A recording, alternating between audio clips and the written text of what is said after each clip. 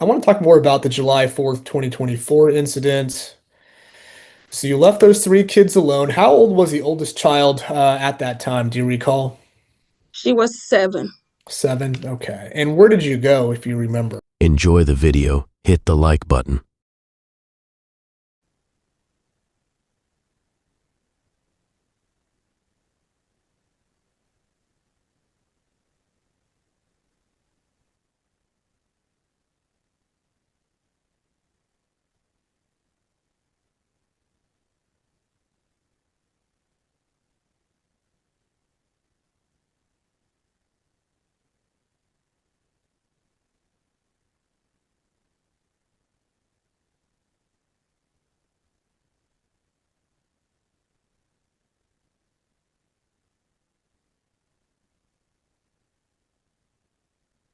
All right, looks like I've got the 9:30 slot on February the 11th available. I have nothing that morning. I'll have I can't make that, Judge. I'm sorry. Okay, then. Let's see. Yeah, the last week in January is already filled up. So, yeah, anything before this. So let me get back into February then. All right.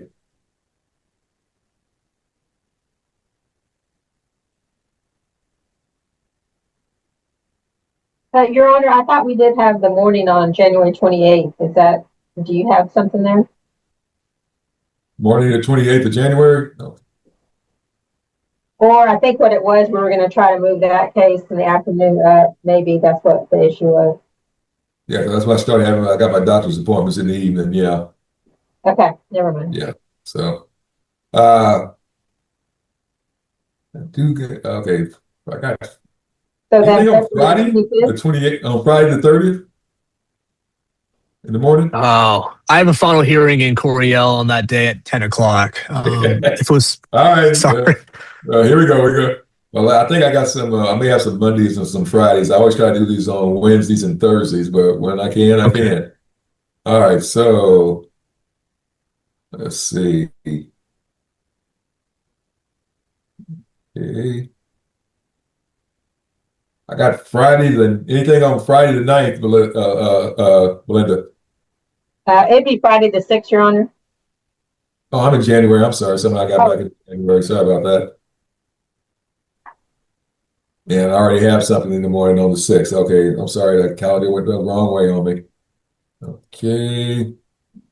Maybe that's Comanche Monday. So,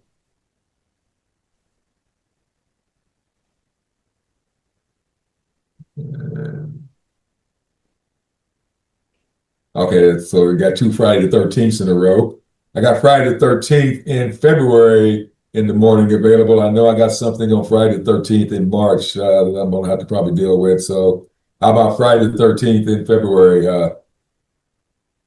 I'm busy. I'm so sorry. Any chance Friday the 20th or Monday the 17th?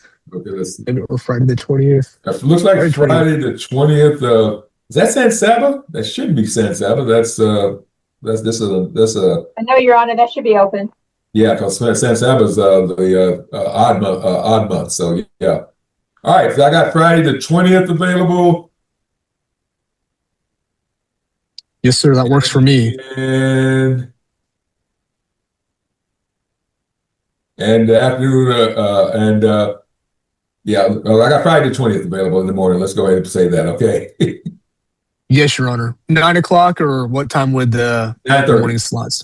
9:30. Yes, Your Honor. 9:30 to 12:30. Okay. Yes, Your Honor. All right. Did you get that, ma'am? Yes, sir. That works for me. All right then.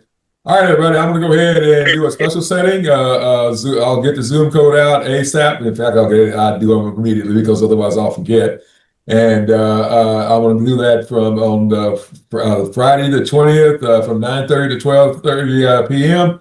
And all right, we're back in the main room, and we're now back on, and we're on the record, and we're now streaming live in accordance with the Texas Rules of Civil Procedure.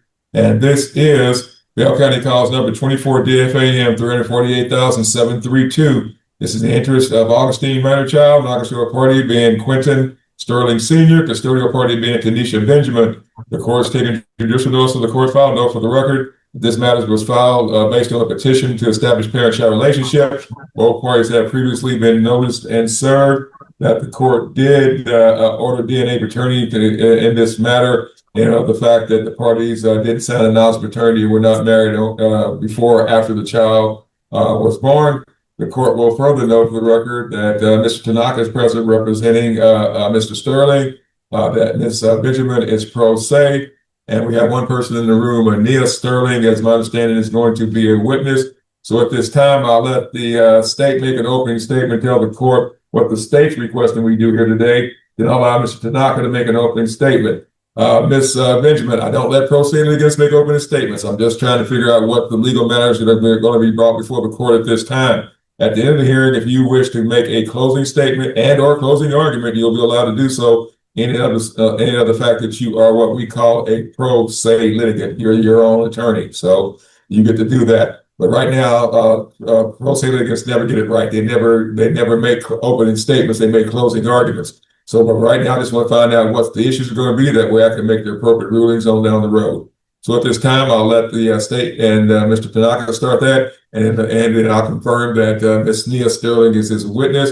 And at that time, I'll see about swearing her in, and I will invoke the rule and place her in a breakout room so she can't hear the testimony of the parties in accordance with the Texas rules. So at this time, Mr. Gwynn, you may begin, and then Mr. Tanaka. Thank you.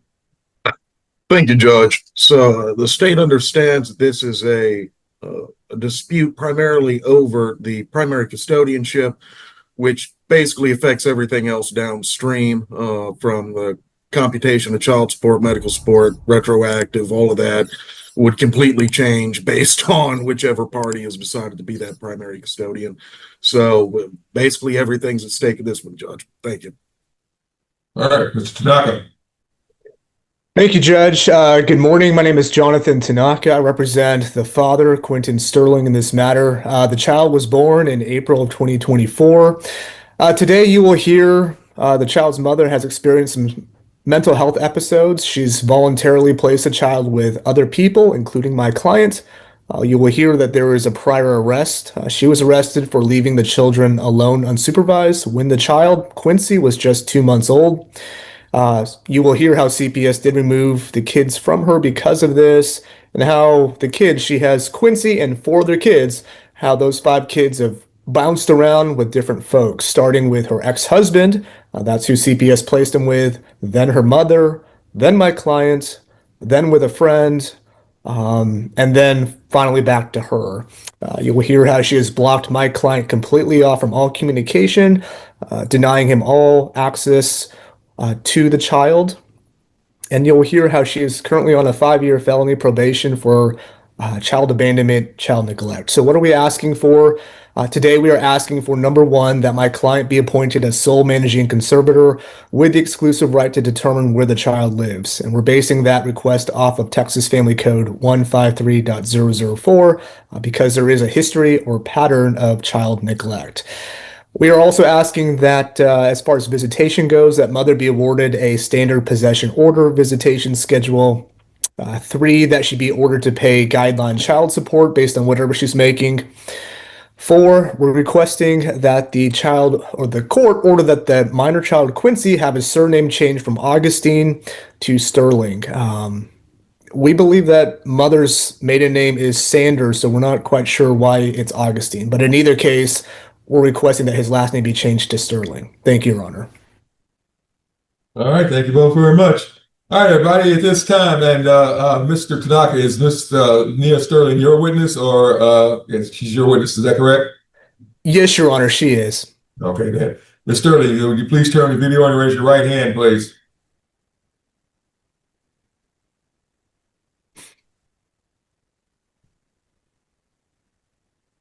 Are you there, Ms. Sterling?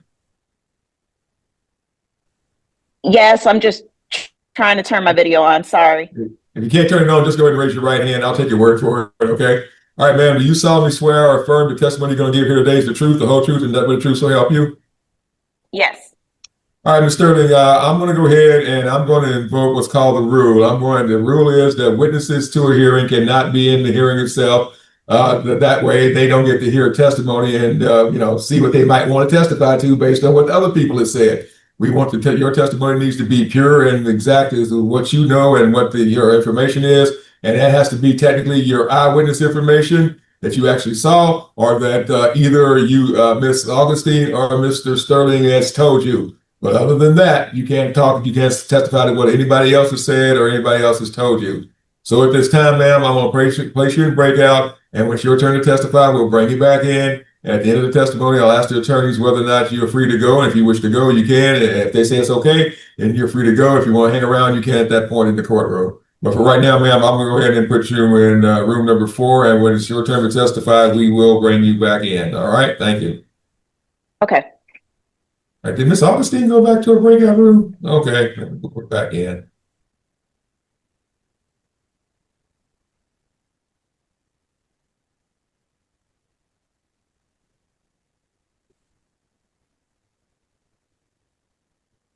And then automatically kicked her back in there. So, Your Honor, if I may address, I also have a invitation to join room 3. Should I just decline that? no, don't do that. Don't worry about it. Yeah, sometimes that pops up. Like I'll start the rooms back up, so that's why that did that. So, all right, so she's back in now. So, all right. All right, at this time, I'll let the state go ahead and call your first witness at this time, Mr. Gwynn.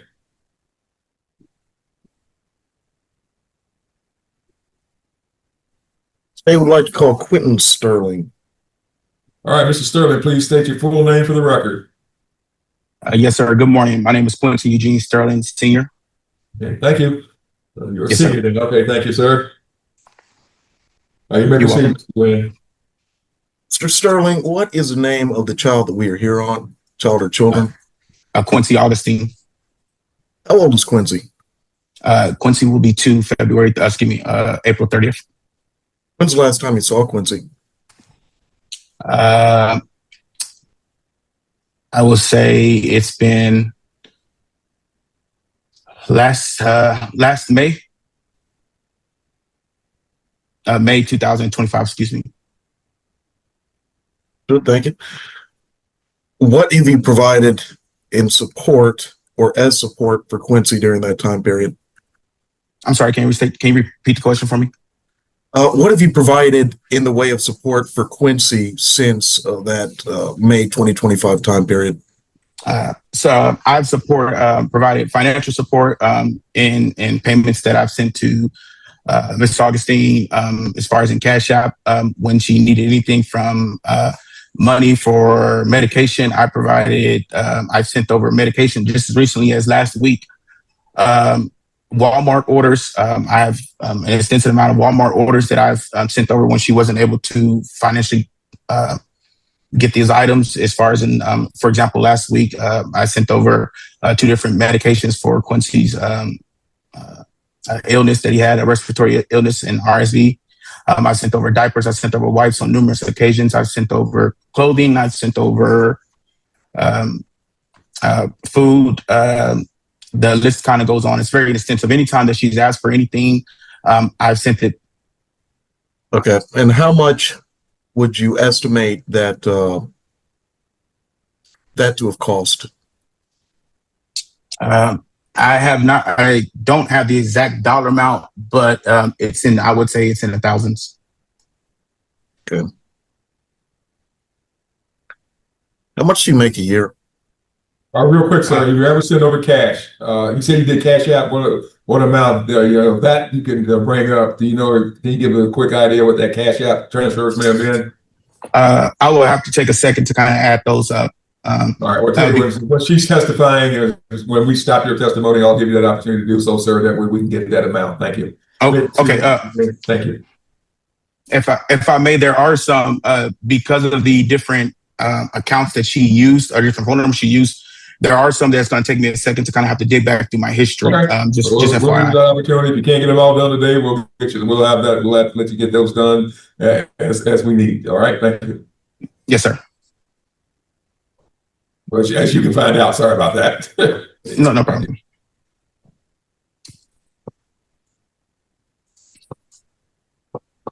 Sterling, how much do you make a year? Right now, I'm on a temporary. I make roughly 40. It's roughly 42. I think it's 42.5. $42,500.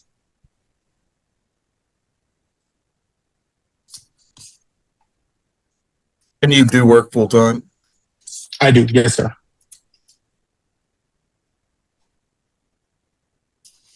What are you currently doing for a living?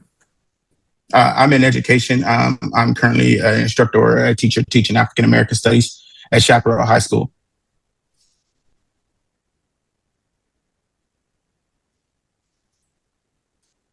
How long have you been doing that job? I've been in the education field itself roughly 12 years. As far as in teaching directly, it will about 9 years. Be at this specific job location. I've been here since August. Would you say that income amount has been fairly consistent in the past 2 years?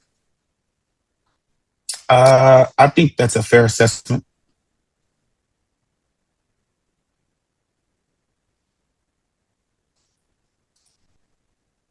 Are you aware how is the child currently receiving medical coverage?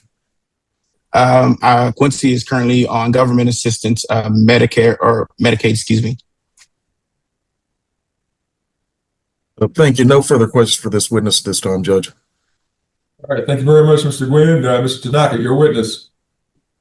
Your Honor, in the interest of time, could I reserve my questions for Mr. Sterling? We call the other Miss Sterling in so she could be excused sooner. All right, then, if yes, you wish to go ahead and take her out of order, I have no problem with that, for her convenience, obviously. So let me get her back in here. Yes. All right, you are under oath at this time, and you may go ahead and proceed, Mr. Tanaka.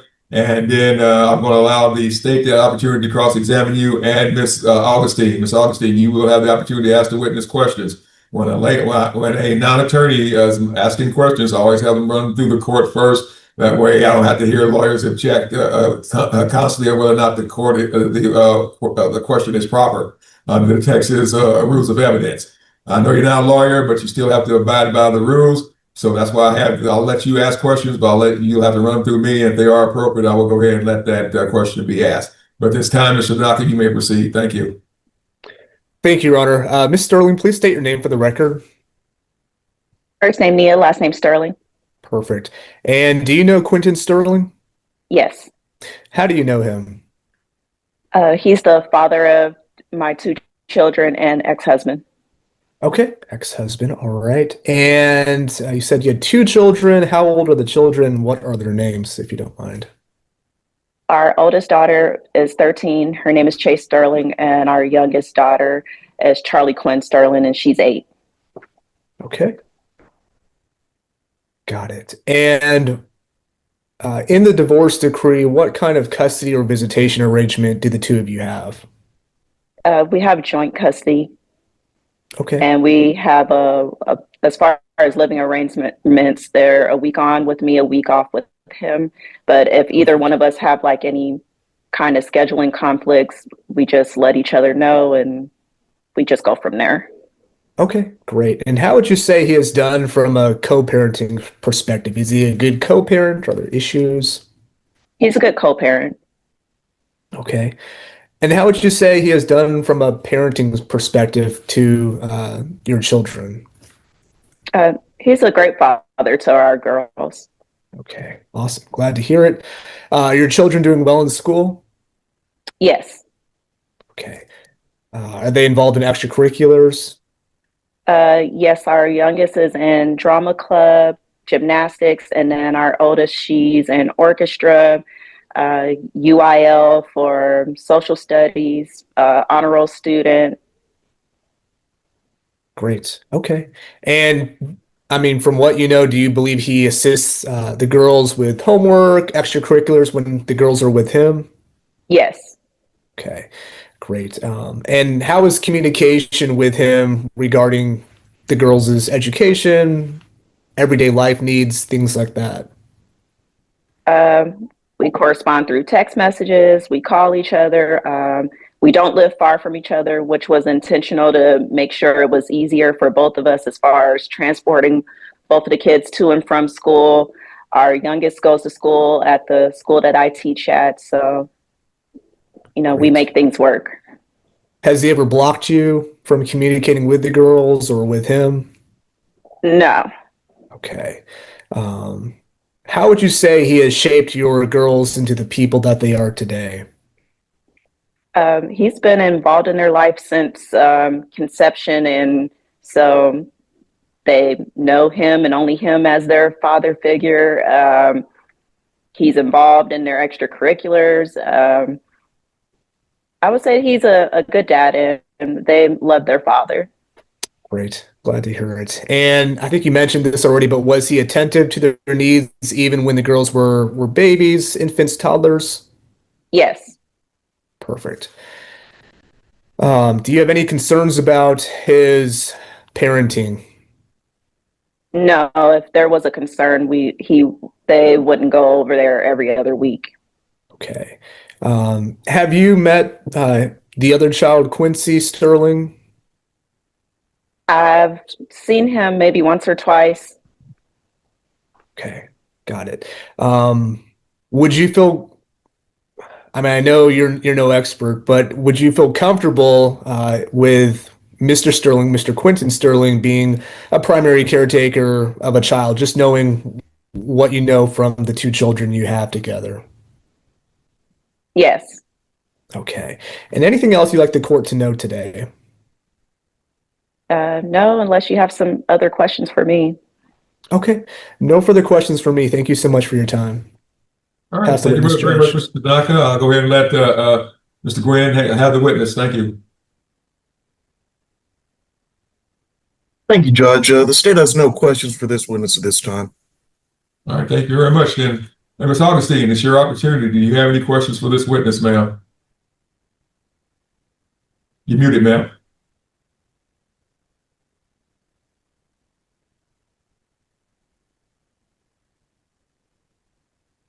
No, sir, I don't. All right. Thank you very much. All right, Mr. Tanaka, is Ms. Sterling free to go? She is, Judge. Thank you so much. I'll let you get back to your class then, Ms. Sterling. Thank you very much. What school you teach at now? Elementary. Why are you laughing, Because Miss Judge? Dowse was my sixth grade teacher, Miss Sterling. Oh, wow. And I was in love with all four of her daughters at one time, okay? So there. Well, I definitely try to live up to her legacy Yeah, and represent her well. yeah, my mother and she taught us at Marlboro for years. So yeah, that's why I'm laughing. I'm laughing out of love, believe me. So Okay, good. Well, all right, thank you. man. All right, have a good Bye. one, man. Thank you. You too. Bye.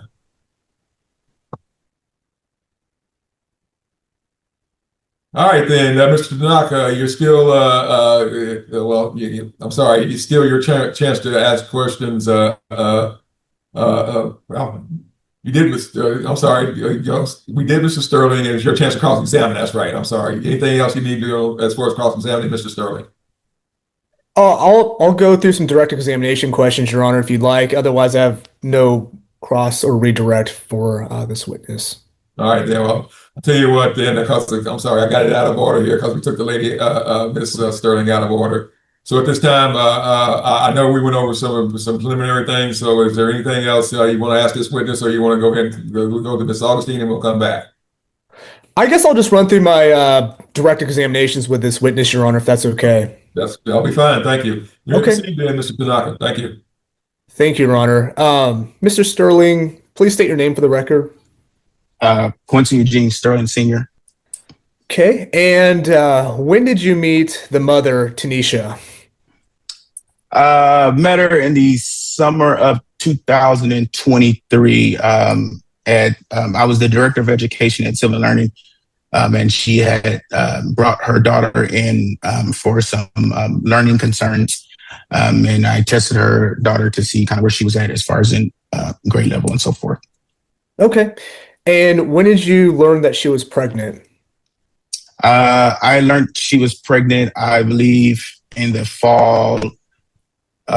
In that fall, of the same year, she sent me a text message and told me she was pregnant.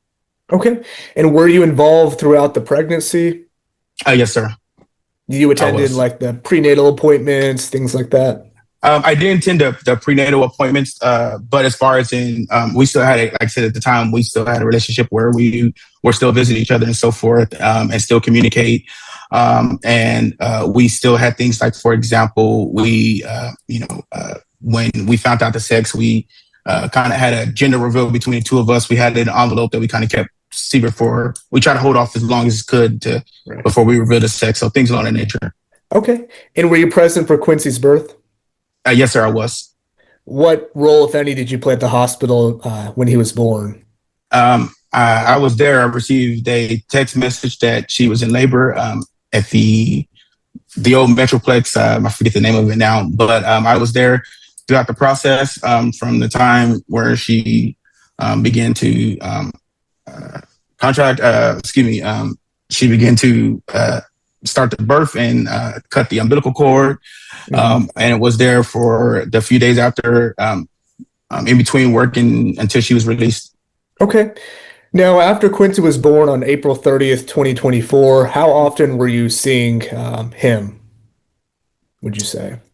Up until I would say the summer, I would give or take 2 to 3 times a month, maybe. And that was usually the case when she would come over and we would kind of spend time together. And that was the time I was able to, see Quincy and so forth. Okay. And was she pretty cooperative in giving you as much visitation time as you want, or was it a struggle to get that? Tell me about that. At the beginning, the arrangements were more so where she would bring Quincy over and I was able to see him with her. As far as in like individually leaving Quincy there, I don't think that was an option at the time. But I say that to say I don't want to put words in anyone's mouth, but that wasn't feasible at that time. So I would say up until the summer, from when Quincy was born up to the summer, it was kind of when she came over was my opportunity to see and spend time with Quincy. Okay, so he was born end of April. What happened in July of 2024, just a couple months later? I received a call about roughly, give or take, early morning hours, 5 or 6, and she had told me that the police were at her apartment. I kind of asked why. I'm sorry. Could you go ahead and give me what's the time frame of this, sir? You said this. Obviously, this is in the summer, but you remember what date? This was Are you asking me, Your Honor? Yeah. You remember the exact date? Yes, sir. Yes, sir. I believe it was the 4th of July. Oh, okay. 4th of July. That morning. Okay, Yes. sir. Yes, sir. Go ahead. Oh, I'm sorry. I received a phone call about 5 or 6 o'clock in the morning. She told me that there were police that were there at the house. Kind of asked what for. She said that her ex-husband, or at the process, she's going through divorce, but her husband had called the police on her as far as her kids. We kind of stayed on the phone. I was kind of asking like, hey, what's going on? Is there anything that you need and so forth? And she told me she think that she's going to jail. And then she told me that they were taking her to jail because of she left her kids alone. And that's roughly essentially how the conversation went. And she sent me a text message asking me, was I able to come get Quincy? And I told her, yeah. And that was pretty much the last communication we had until she was in Bell County Jail. Okay. And how old was Quincy at that time? Do you know? Yes, sir. Roughly about 2 months. Okay. 2 months. And how long was she in jail? Do you know? I think she was in jail, I would say, give or take, roughly about 2.5 weeks, maybe 3. Okay. And I guess let's backtrack a bit. So you had one child together. Quincy was about 2 months old at the time. Did she have any other kids from another person? Yes, sir. From my knowledge, her and her now ex-husband have 4 kids together. As far as their ages, I couldn't be exact, but I know I would estimate that the oldest is roughly probably like around 10. And I think they're roughly about a year or 2 apart in between then. I believe Quincy's oldest sibling from her side, I believe would be roughly about 4 or 5 now. Okay, got it. So we've got 5 kids total. Were all of them left at the house on July 4th, the overnight, or was it just Yes, sir. Quincy? Okay. Yes, sir, it was. And at the time, I believe it was her 7 or 8-year-old at the time, I believe was the oldest that was watching all the kids. Okay. So she spent 2.5 weeks in jail after July 4th. What happened to Quincy and all the kids? Do you know where they went? Yes, sir. We spoke via email through the smart inmate system at jail. She contacted me and told me that CPS was coming to take her kids. However, her now ex-husband drove from Louisiana to take the kids, and they were in his possession. And then from there, Quincy, his 4 kids stayed with him, and Quincy was then given to her mother. And that kind of started the whole domino effect and so forth, the instability of Quincy housing. Okay. And were you providing any financial or material help to the kids during this time? At this time, no, I had no communication with the kids. I didn't know as far as in contact, as far as in her mother or anything like that. My financial response or my financial contribution at the time was I was assisting Mrs. Tanisha as far as in trying to get out of jail. I put money on her books to allow her to email and call out and eventually pay for her bail so that she was able to get out. Because at the time, as our jail conversations, there was questions about where Quincy was. And at the time, her funding was low, so she wasn't able to call out, and she didn't have her phone, so she didn't know the numbers to reach her siblings in Louisiana or her ex-husband. Got it. So let's just recap. So you actually gave her money so she could call and communicate with others while she was in jail. Yes, and sir. then 2, you also paid bail money so she could get out of jail, correct? Yes, sir, I did. How much money are we talking? Her bail was $2,500. Okay, and you paid all of that? Yes, sir, I did. I paid all of it. Did she ever? I'm sorry. Go ahead. Oh, you go ahead. I apologize. I kind of jumped the gun there, just kind of taking initiative on. I think what your question was. She did pay me back $1,400 of that, and that was via Cash App. And she told me that was from her. She couldn't pay that money. She couldn't pay the rest because that was the child support money that she was waiting for her ex-husband to pay. But there was a stop in that because of the where the kids were staying and so forth. So I received $1,400 of that shortly after she got out, and have not received the rest. Okay. What's the full amount again, sir? $2,500. $1,400. The full amount was what now? $2,500, sir. Your Honor. I'm sorry. No problem. May I continue? Oh, go ahead. May I continue, Your Honor? Yes, you may. Sorry. Thank you, Judge. So she was in prison for about 2.5 weeks. After she got out, where did she live then, Mr. Sterling? Yes, sir. When she was released, she had an apartment that was her ex-husband, but from my understanding, he had moved back to Louisiana and had subleased her the apartment in downtown Killeen. That apartment, he no longer paid the rent, and so she was evicted from that apartment. From there, she then moved into a women's shelter, about a women's shelter.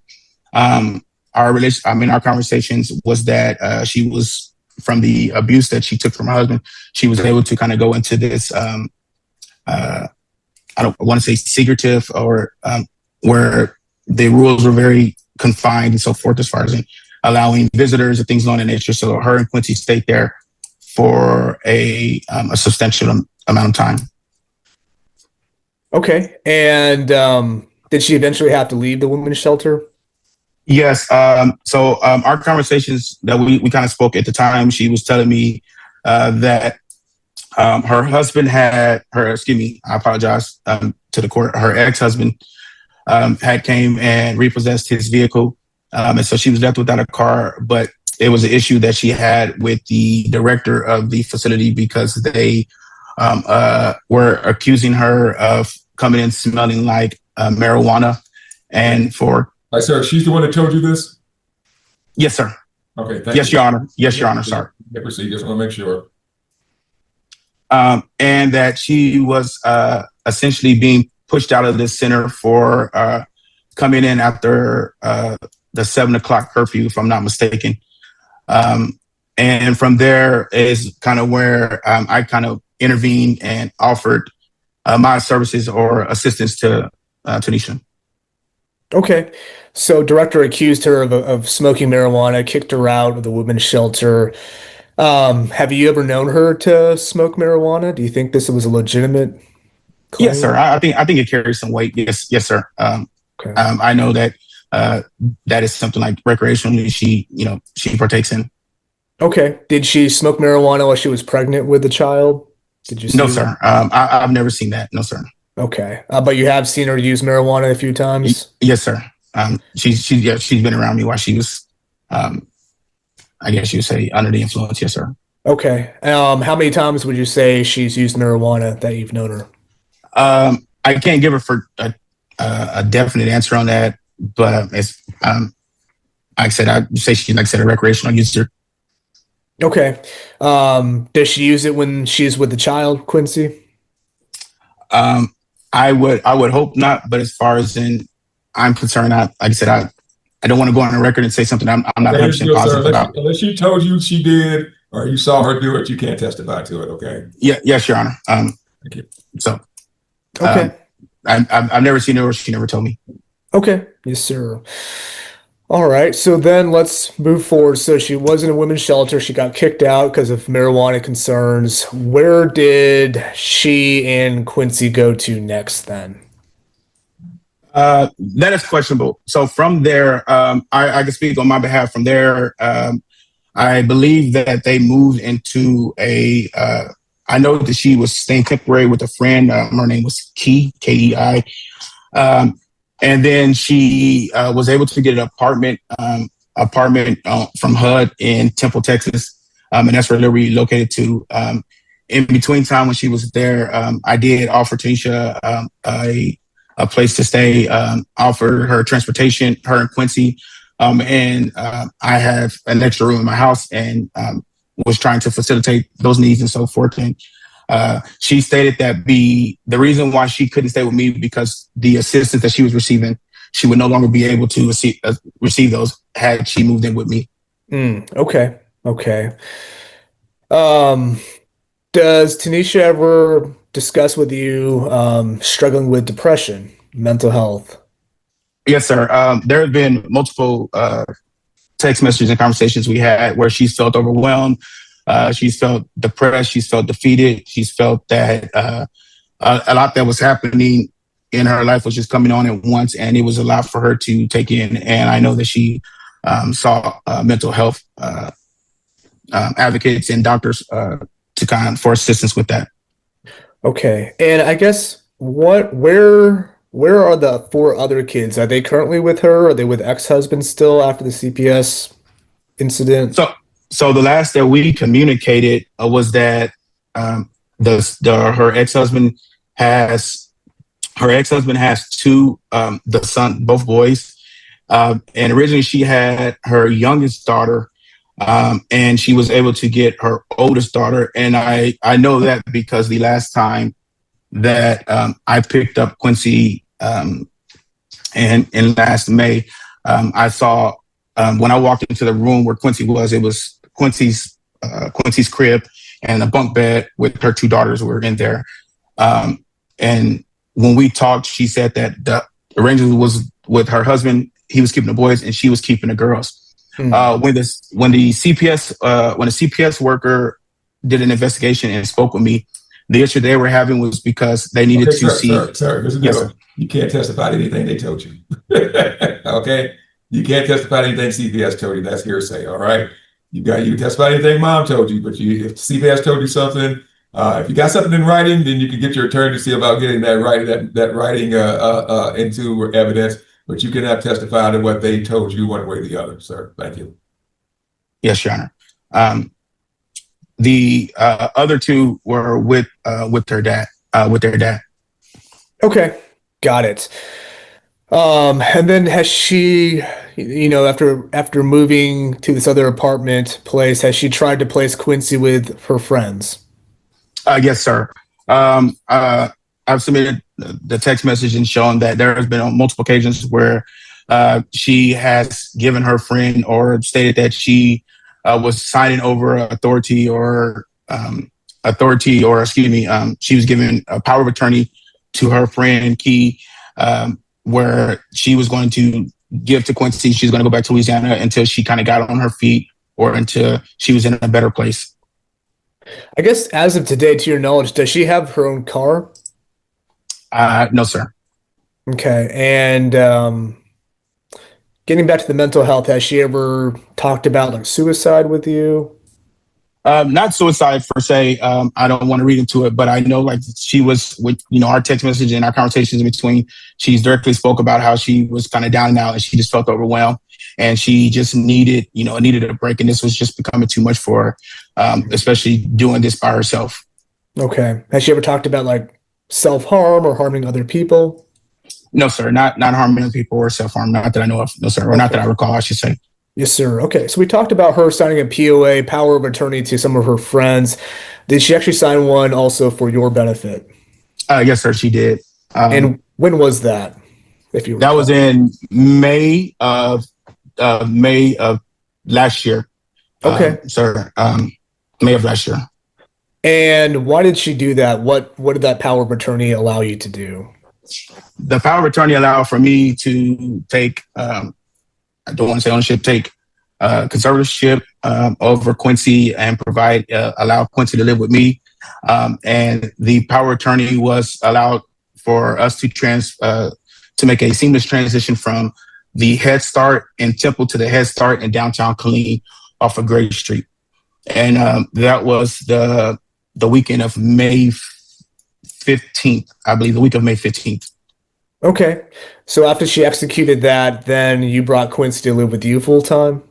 Correct. Yes, sir. I went to Temple.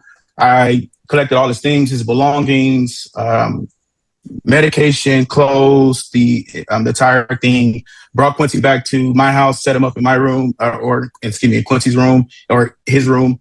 Went out, purchased new clothes, new shoes, the whole nine, and to make sure that he was ready for daycare on day one.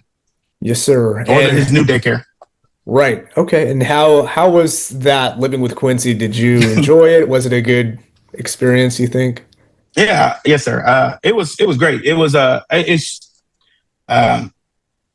it's kind of hard to put in words, but it was just one of those things that, just seeing like how Quincy is, the way he, like, for example, the way he eats, just how his personality. It was rewarding. It was just one of those things where, it was kind of just me and Quincy, like having that, that father-son relationship. It was great. Mm-hmm. I enjoyed the time. I really did. My family enjoyed the time because that was one of the things that, prior to this, my immediate family is here from mom, cousin, sister, aunt, and so forth. And so having everyone around and everyone getting to see Quincy and see him was rewarding in itself. Right. Great. Glad to hear it. Yes, now, so we're talking about May 2025. What happened, I guess, after that with Quincy? Well, regarding that, at the time, my Quincy had to be at daycare at the Head Start there at 8 a.m. They didn't allow for you to bring him in early. And so my job, where I worked at, I had to report at 7:30. And I got a couple waivers that allowed me to come in early, but for safety issues, there was a stabbing in KISD and the entrance changed. And so from there on, things kind of became tightened down. So teachers were expected to report at 7:30. With that being said, I have you can say is a very good friend of mine who picked Quincy up and dropped Quincy off at daycare. Mm-hmm. And from there, the daycare app shows when you sign someone in. And from there, she kind of went on a tangent, was asking who this person is, why they're dropping them off. She didn't give permission for anyone to drop them off. However, when I went to the daycare, I told them, hey, this is the individual that, you know, that can pick or drop Quincy off on my behalf, and signed it. And let me just stop you right there. So you were saying are you referring to Tanisha then got upset when she saw that your friend dropped the child off at daycare? Yes, sir. Because there's a shared daycare app and she can see the logs of who picked up, dropped off, correct? Yes, sir. That's correct. Okay, so she got upset when she saw that on the app it wasn't Quentin Sterling, it was Fred, correct? Yes, sir. Okay, and so let's go ahead and jump back into the action then. Tell me what happened after that. From after that, she kind of, like I said, went on a tantrum, like was upset, saying that she didn't get permission for anyone to pick up Quincy. Why do I have X amount or these unknown people around Quincy and so forth? And I told her, like, this is someone, obviously I trust. This is someone that I'm intimate with, someone that that has been my partner for a decent amount. And she was not happy with the fact that there was another female in the situation. And so try to explain the situation, but it kind of fell on deaf ears. That happened. And then Quincy was, from there, she stated that she was coming to get Quincy. And then I dropped Quincy off, and my friend picked Quincy up. And then from there, she was throwing out the threats that she was coming to pick Quincy up. And like, this was just, this was like not something she said she allowed. And if I couldn't take care of Quincy, that I should have said something. And I was trying to explain to her, it's not that, it's just that when I was trying to put him in a daycare that's within 5 minutes from me, this was a seamless transition for you. We did this. And now all of a sudden I was being, essentially criticized for just someone picking Quincy up. So, because after 3:30, then you kind of get a deem. So it was just that, and 3:30 was when I got off work at the time. Okay. So she got upset. What happened? Did she take Quincy back with her then at that point? No, sir. So that was over. Do you kind of like want me to go through the chronological events or just from the daycare perspective? Yeah, let's just kind of cut to the chase, I guess. So how long was Quincy with you, and then what happened? Because we know now, present day, that you've been blocked from communication, don't see Quincy. So tell me when that happened. Yes, sir. So all of that happened. She came and picked Quincy up that following Monday from the daycare. There was no communication. There was nothing or anything along that nature. I went to the daycare to pick Quincy up. I received permission from my principal to start leaving work early to pick Quincy up. And when I got there, they told me the mother picked him up. And kind of like anyone, I was like, what's going on here? And that was there. And so that stemmed from the buildup stemmed from that weekend before that Saturday, where she was visibly upset because on the side, not trying to draw this out, I apologize, Your Honor, but on the side, I DJ as a hobby, and I DJ'd our 8th grade celebration ball. She called me at the time asking to see Quincy, and I told her I was at work working. Well, that following day, she called the Clean Police Department and had them do a welfare check, where that was the day, that was actually my birthday, the 18th. And CPS worker came over. He saw Quincy crawling on the floor, playing with my family, us playing cards and games. And that was the end of that. And then the following day is when she picked him up. Got it. And since that time, have you been able to communicate with Miss Tanisha? The only communication, we attempted to communicate through text messages. That didn't work. We communicated through email. And then she essentially told me, the last email she told me was to no longer communicate with her. No longer communicate with her. Quincy was not my son. I had to communicate with 2 other individuals, and she said she felt for her safety and for Quincy's safety, and not to communicate with her. So from there, I did not reach out to her. I did not text or do anything after that. Okay. Has she ever initiated or allowed you to see Quincy since that time? No, sir. Has she ever allowed you to hop on a FaceTime call or Skype video call and see your son? No, sir. She told me not to communicate. No, sir. And there's previously been a DNA paternity test done, correct? With everybody participating? And Yes, it sir. was found from that test that you actually are the dad, correct? Yes, sir. And after that positive test, Did she reach out to you and let you have any in-person or video conference, telephone visitation? No, sir. The only communication she reached out was when she needed Pampers, wipes, medication, snacks, or food. And which anytime she asked, I sent no hesitation, same day of hope, within a reasonable amount of time. Mm-hmm. And how many other children do you have? For this, sir. Okay. Do you have sole custody, or are you the primary caretaker of any of those children? I have joint custody with my two youngest daughters. My oldest daughter is a sophomore in college right now in North Dakota State University. Went from there. I had the standard visitation, so forth, where I kept her every weekends and holidays and so forth. My oldest son was a similar situation. However, we went back to court, and I ended up becoming the sole guardian of him, and my son lived with me the last 4 to 5 years before he became 18. How's your son now, sir? My son is 20 now, sir. Okay, so the other two are all both adults. Got it. Okay, thank you. Yes, sir. Great. And how would you describe co-parenting with the other parent in both of those situations? So it sounds like one woman, 2 kids with the 2 girls, and then another woman, 2 older kids. Yes, How sir. is the co-parenting relationship there with those 2 other individuals? Perfect. I have no issues, no conflicts, no anything like that. For my daughter, that's currently in North Dakota, I would fly up and see her every 3 months. She would come here, like I said, every summer, every other holidays, Christmas or Thanksgiving. There's never been an issue. We co-parent well. As far as in my son's mother, my oldest one, up until he came to live with me, I would say our conversations were kosher. It was kind of your standard, like, hey, what time should I come and get Quentin? Hey, I'm dropping Quentin off, or we call him Junior. I'm dropping Junior off until time. And so that was kind of the basis of it. And then that changed when he came to live with me, but it was still the kosher conversations. Good. And I think you heard, it sounds like one of her main concerns for blocking all communication with you was safety concerns. Have there ever been any safety violent situations involving other kids, other parents? No, sir. Never been physical, violent, nauseous, yelling, threatening. I've never done anything with her or any of my kids. There's no records. I've never been detained or the police called on me for anything like that. The only time I've had any type of investigation was the one that she initiated.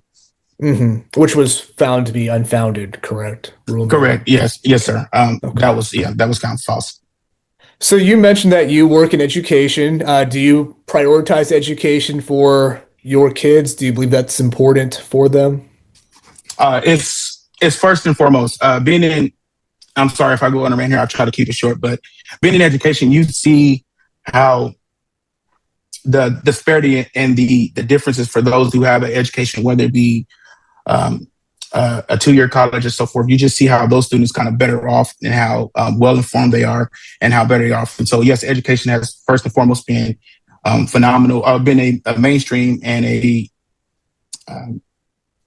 direct in my life, in my kids' life, because I'm the first one in my family to receive a formal education, my bachelor's, my master's, and started a year ago on my PhD before I took a break of that. But yes, it's first and foremost my kids. It's when we come home, there's no iPad time, there's anything like this. It's education. So much that, like I said, my oldest daughter Jalen is in North Dakota on an academic scholarship. She's a zoology educational major. My son, before living with me, he was a C and B student at Copper Cove ISD. When he transferred me his freshman year, he ended up becoming an A and B student, graduated in the top quarter of his class, earned a scholarship, academic and a athletic scholarship to Anna Marie College in Massachusetts. My oldest daughter is a straight A student. We just had her academic award ceremony 2 weeks ago, and my youngest daughter is thriving as well. So education is first and foremost. That's one thing that there's no negotiation. That's the gray line where we have to thrive in education, just because I see it firsthand. Okay.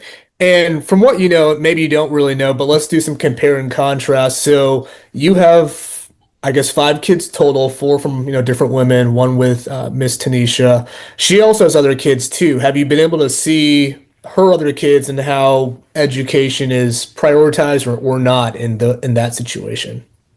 Um, I've only seen one. As far as in that or excuse me, I've only kind of had to like make a formal observation of one, and that was the one she brought in to civil learning when I was working, and we tested, and her at the time her child tested a few grade levels behind in Whoa, reading. Here we go, guys.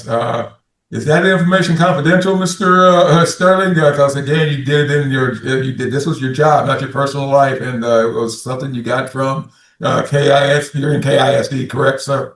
No, no, sir. This was not KISD, sir. This is not. This is not like.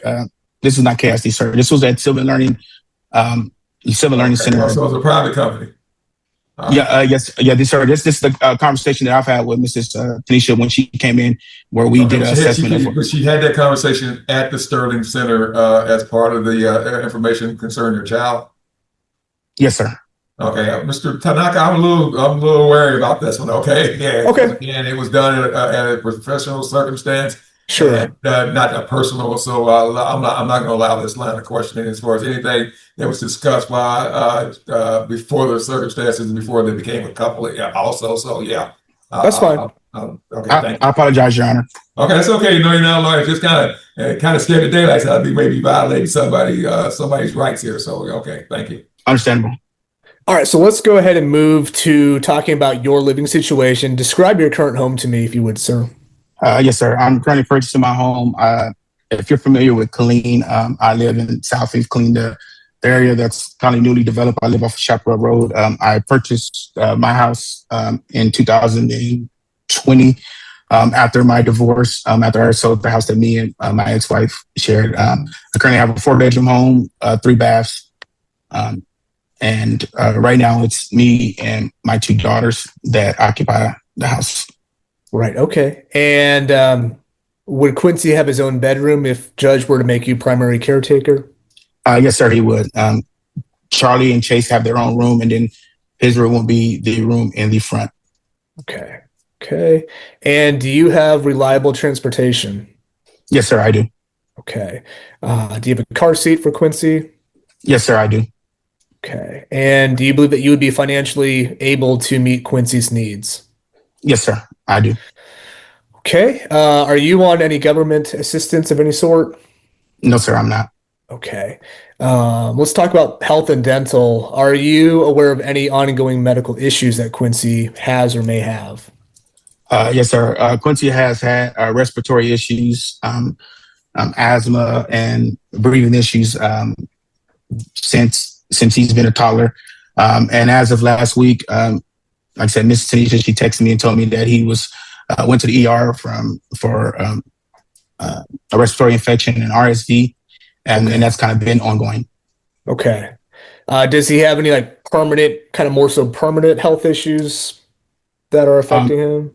The only thing I can say that's close to that is asthma, but other than that, no, it's just kind of been ongoing respiratory issues where he's been getting pneumonia, heavy cough, and things along that nature. That's kind of been.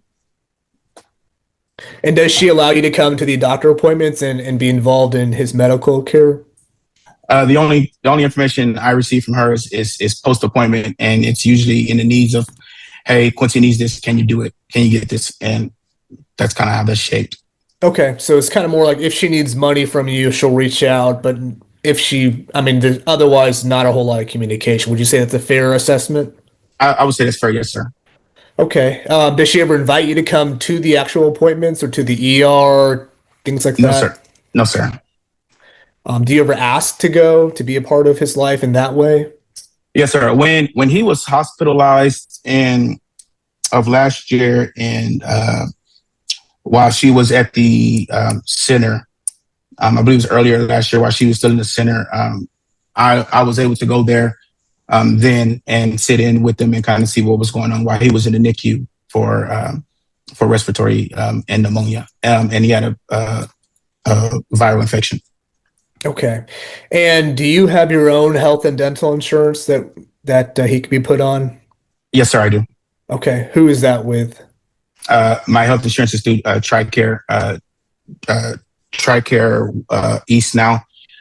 Vision is through Delta Dental, and dental is through Delta Dental, and vision is through GHP, I believe. GHP. Yeah. Okay. And any idea how much the dental would cost Uh, you? Roughly for him, adding him on, I think roughly I pay, because I have the higher one, I think I pay, I want to say roughly 80 a month for dental. Okay. And then would TRICARE East, would that cost you anything out of pocket to your knowledge? Yes, sir. It is. I pay a monthly premium. Okay. How much would it cost to add Quincy to that if you know? For the family, I would estimate I would probably be like north of 175. I would say, give or take. I mean, I think like say 185, 200 is a fair assessment. Not trying to, fluctuate that, but I think that's fair. Okay. Got it. Couple of last questions to finish this out. Let's talk about discipline briefly. Do you discipline children in your house? And if so, how do you go about that if they misbehave? If they misbehave, my discipline is more so it kind of, I would say, to be fair, it's kind of steps to it. It's one of those things, acknowledging where to make sure my child understands what they did wrong, and then corrective action, like, hey, how do we make sure that this doesn't happen again? More so, it's loss of privileges, whether that be TV, cell phone, iPad, and so forth. And then there's usually something in essence that they would do to make up. I can give you a primary example. My youngest daughter, Charlie Quinn, got in trouble recently at school for speaking out of turn in the walkout line. And this has been kind of an ongoing issue. When she got home, we kind of talked about it. And as a result, we had to do the timetable flashcard to make sure she had her timetables, because in fourth grade, that's an initiative. So we sat there for about an hour and a half and kind of drilled those out as quote unquote punishment. But physical punishment or anything like that, no, sir, I don't necessarily believe in those. Okay. Yes, sir. And why would you say it's in Quincy's best interest for you to be the primary caretaker of him? Okay.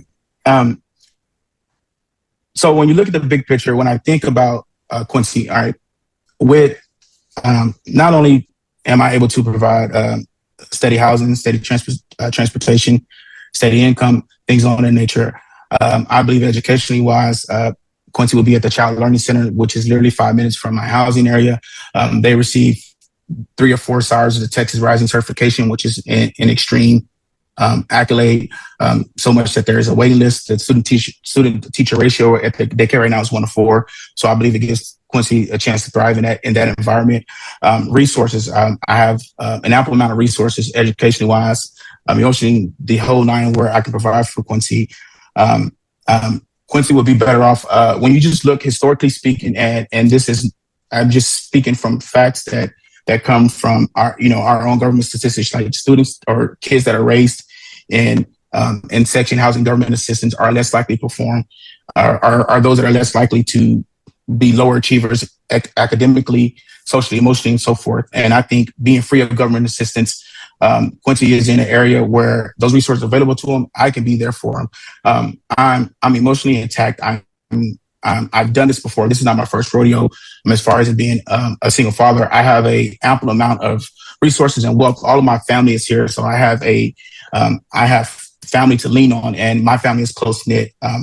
I grew up without it, and I'm sorry if I'm kind of going off the rim here, Your Honor. I grew up without a dad, without dad being present. So I understand the emotional, the physical trauma that has. And to this day, I've made that, and people probably said it before, but I've made that a goal of mine that I was going to go above and beyond. I'm always and willing to be there. Quincy, like when you look at what's best for Quincy and what's his best interest, I think I check all those boxes as far as seeing what he needs and what he can do. And I know the social norm sometimes is that or for a parent for a young child to be in a situation with his mother. And I think, with this day and age, with fathers like me that are stepping up and going above and beyond, and that are solid and grounded in everything that they're doing, I think this is the time where we kind of shift that norm, and where fathers like me are getting a chance to kind of say, hey, look, we can provide those exact same resources that mothers have. And so like holistically, I know I kind of went off there, but it's not so much knowing, I can factually speak on what I can provide. And yet this is another example of someone being less dependent on the government, where we're taking child off of there and child's being able to thrive in my care. If I'm afforded the opportunity, I have a proven record. And I don't say that lightly, but I have a legit proven record of how I've a framework of how to raise children and how to make sure they're academically and successful and being law-abiding citizens. Yes, sir. And are you willing to make sure that and facilitate that Quincy has a relationship with his own mother? Yes, sir. Never in a million years would I try to like keep that from him. My line is always open. Never be whatever it takes. If it takes me driving to Temple to drop Quincy off for visitation and so forth, I'm willing to go above and beyond. Like I said, I think it's going to do a disservice to try to demean that. I by no way am I trying to paint Tanisha out to be this person that she's not. I'm simply stating that as far as in the best interest, I know that, like, factually and statistically proven that that's me. And so I will make sure that he still has that open relationship with his mother and that we continue to grow, and hopefully our relationship can improve over the time as she begins to kind of work on herself and so forth. Yes, sir. All right. And then to conclude, are you asking the judge today to name you as the primary caretaker of Quincy? Yes, sir, I am. And are you requesting minimum wage guideline child support from the other parent? Yes, sir. Are you asking that she receive what's called a standard possession order visitation schedule? Yes, sir. And do you believe that these requests today are based upon Quincy's best interest? I do. Yes, sir. And I guess the last thing, so tell me what Quincy's full legal name is right now. Quincy Augustine. Okay. And what is Augustine? Is that Tanisha's legal name? That is a great question. So when we asked about it, I know that's not her last name is still Benjamin from her marriage. Okay. And so Augustine, from my understanding in our conversations, Sanders was her maiden name. And when we spoke regarding that, because the situation came about, I was at work when the birth certificate lady came in, and I had to be present in order to sign it. But she stated that Augustine was a family name, or her mother's name, if I'm not mistaken. And I wholeheartedly believe that's where it came from. Got it. Are you requesting that Quincy's last name be changed to Quincy Sterling? I am. Yes, sir. I would love that. Yes, sir. Okay. Anything else you'd like to tell the judge or ask the judge today? Your Honor and the court, as I stated earlier, in my closing statement, I totally understand the narrative, and that traditionally, children are placed in the mother's care. Like I said, I think I have a well-grounded case in a situation to where I believe emotionally, physically, financially, I can provide Quincy with all those needs if given the opportunity. And said I have a proven track record. I'm able to. I'm grounded, well-educated, and structured in the sense where I know that I can provide for him. And I think it's reflective in relationship with even with my ex-wife and our kids and so forth. And so I just will hope that, like I said, that shift maybe we can kind of shift things over now to, turning a new leaf, and I'm able to have, and I'm afforded that opportunity. I apologize for stuttering. I'm just kind of filled with emotions right now, but that's it, Your Honor. Okay. Thank you, sir. No further questions of this witness. Yes, sir. All right, Mr. Quinn, anything on redirect, sir? I do. I just want to make sure I have one detail correct. All right, you may proceed. Thank you, Judge. Mr. Sterling, how many children do you currently have that are minors, under the age of 18, that is? Under the age of 18, 3, sir. Yes. Other than the child that we're here on? Other than the child we're on, 2. Okay. And have both of those children been minors since, have any other children of yours been minors since the time that this particular dependent that we're here on has been born? No, sir. So only those 2 children? Correct. Thank you. I have no further questions of this witness at this time, Judge. All right, thank you. All right, then, Mr. Gwynn, Mr. Tanaka, I'm gonna go ahead and let Mr. Gwynn call his next witness here in just a moment, but I'm gonna go ahead and take a 15-minute break, 20-minute break. I've got a judge has got its infection, and I got to take some meds, and I got to take it with some food, so so I'm gonna take a break, and I'll come back, and we'll get this thing taken care of. All right. And Miss Augustine, Mr. Sterling, I'll go ahead and take a quick break, and ma'am, you're up next. All right. All right, thank you. And we'll be back on the record in about 20 minutes. Thank you. All right. Thank you, Judge. FAM 348732. So at this time, Mr. Gwynn, you can call your next witness. State would like to call Tanisha Augustine. All right, Ms. Augustine, state your full name for the record, please, and your full legal name, ma'am. Thank you. What is it currently? Tanisha Augustine Benjamin. All right, thank you. You may proceed at this time, Mr. Gwynn. Thank you. How many minor children do you currently have? 5. What are the ages of those children? 1, 3, 5, 8, and 9. What do you currently do for a living? I'm currently starting work at the daycare next week. And what will you be doing at the daycare? I will be in the infants classroom. And which daycare, ma'am? It's the same one my daughter attends. Okay, thank you. And how much will you be making? 14 an hour. And prior to this job, what were you doing? I was a server at Marada's Living Senior Home here in Temple. What was the name of that game, ma'am? Marada Senior Living Facility. Okay, I say marauder. I'm going, whoa. Can't have a bunch of old folks out there running around doing marauding, but anyway, thank you. And was that employment full-time? Yes. Yes, sir. And how much did you make there? 12 an hour.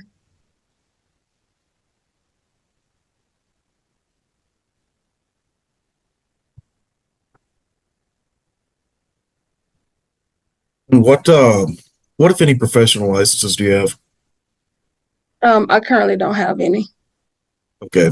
And what professional certifications do you have? None at the moment. Okay. How's the child that we're here on currently receiving healthcare coverage? Yes, sir. How is the child receiving healthcare coverage? He has Medicaid. Ma'am, all your children that live with you are currently on Medicaid also? Yes, sir. And they have VA insurance. VA? Yes. Okay. Is that through you or through their father? Through their father. All right. And so how many have VA, Champ VA? 4. All right, thank you. You may proceed. Thank you, Judge. On backtrack, I think I forgot to ask, how many of those minor children are currently residing with you? I have all 5 residing with me.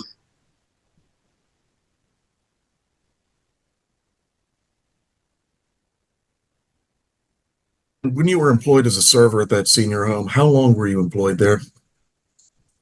For like 3 months. And what were you doing before that? I wasn't working at the time. I have no further questions for this witness at this time, Judge. All right, thank you very much. Mr. Tanaka, your witness. Thank you, Judge. Ma'am, just a couple of quick questions. So let's see. Which daughter attends the New Day Learning Academy? Hazel. And how old is she? She's 3. Okay. And then which does Quincy attend? So he attend Head Start. Okay. So why they're in separate locations? Because Head Start didn't have an opening for Hazel. Okay. Got it. All right. And then how long have all 5 kids been with you? For 8 months now. 8 months. Okay.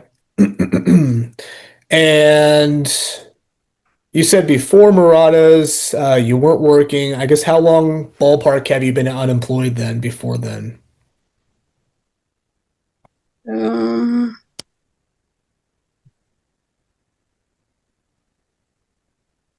like a year. Okay. And before then, where were you working at? Walmart. Okay, got it. What was your job position there? Seasonal. Okay. Okay, let's talk about are you currently on probation? Yes, I am. What was the offense for which you were placed on probation?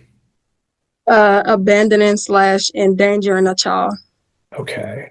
And which child was the subject of that? Do you know?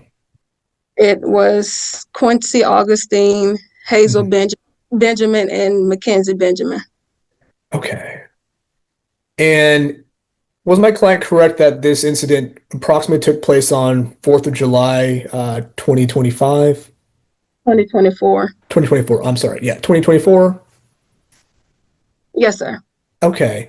And on July 4th, 2024, how old were those three children, if you recall, approximately? Mackenzie was 7, Hmm.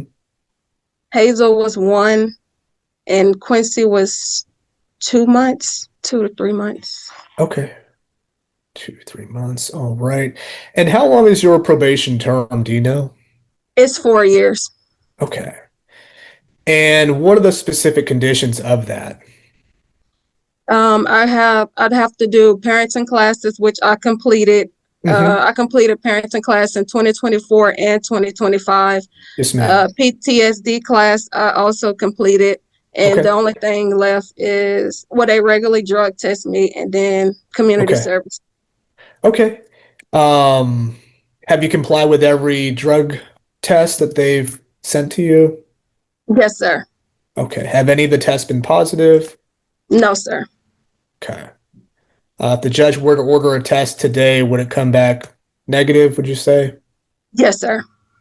Okay. Have you ever missed a check-in with your probation officer?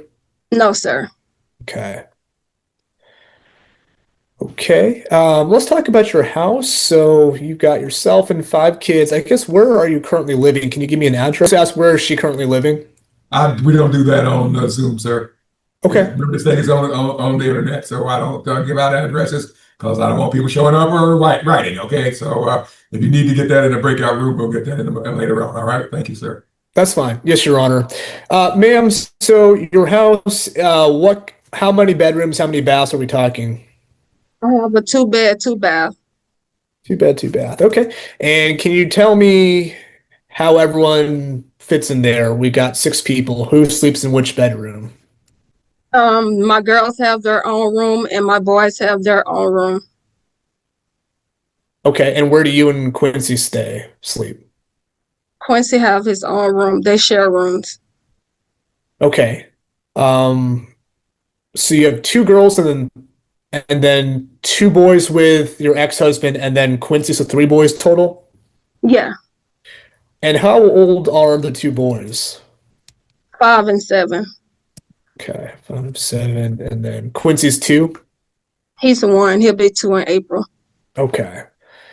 Um, okay, and then where do you sleep? I sleep in the living room. Okay. Does Quincy have his own crib or where does he sleep He in the has his room? own crib. Okay, and then are there 2 twin beds for the other 2 boys or a bunk bed? Yes, Which one? twin beds. Twin beds. Okay, so 2 twin beds and a crib in one room. Yes. Okay. How much do you pay each month for the house? I currently do not pay rent. Okay. Who pays the rent? Housing. Okay, is that paid for indefinitely or when does that expire, if at all? It doesn't expire. Okay. Okay. Do you have your own vehicle? No, sir, but I'm currently in the process of getting a vehicle. Okay. How were you able to get to your prior jobs? Uber, the Hop, and my support system. What does your support system look like? My support system when I was staying at the shelter, Okay. and I'm currently here now with my social worker. Okay. And about the shelter, is it true that you were kicked out of the shelter, or is that not true? No, sir, that's not true. I wouldn't be Okay. able to be here today if it was true. Okay. When You did said you right leave? now you're broadcasting from the shelter? Yes, sir. All right, thank you. Okay. And do they help provide for like the Uber rides to and from work? Yes, sir. Okay. Where is Quincy right now? He's at school. At a daycare or school? He's one? He's at Head Start. Okay. What are the hours that you drop him off there and pick him up? He goes from 8:15 to 3:15. Okay. Got it. All right. And I want to talk more about the July 4th, 2024 incident. So you left those three kids alone. How old was the oldest child at that time? Do you recall? She was 7. 7. Okay. And where did you go, if you remember?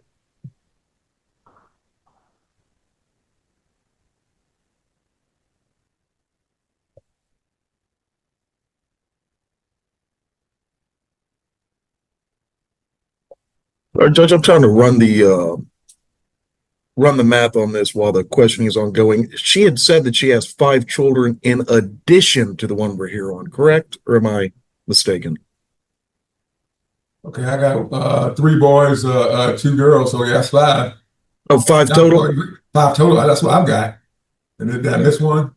Yeah, I think it's correct. 2 boys, 2 girls with ex-husband, and then or other father, and then Quincy. So 5 total. Yeah. Okay, So I on just track. wanted to make sure I got that correct. Thank you. Yes, sir. Yeah. Y'all having internet problems over there, ma'am? You muted, ma'am. Okay. All right. Looks like can you say something? I'll make sure we got voice. Yes, sir. All right, and thank you. All right. We're officially back on the record, and I'll allow you to proceed with your question, Mr. Tanaka. Thank you. Thank you, Your Honor. Let's see, ma'am, we were talking about July 4th, 2024. You said that the oldest child was 7 years old at the time. The other one was 2, and I believe Quincy was 2 months old. The last question I asked was, where did you go, if you remember, on that night? Um,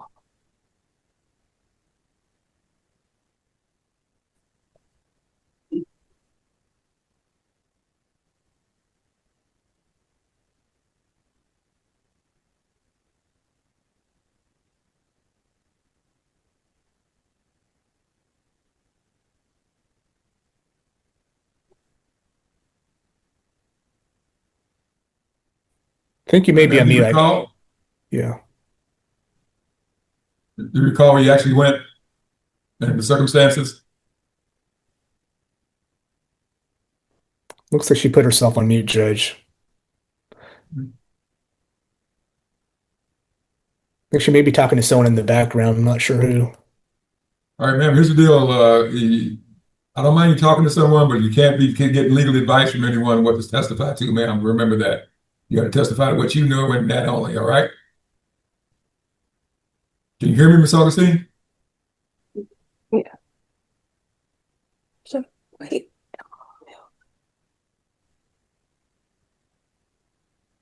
Yes, sir. What was the question again?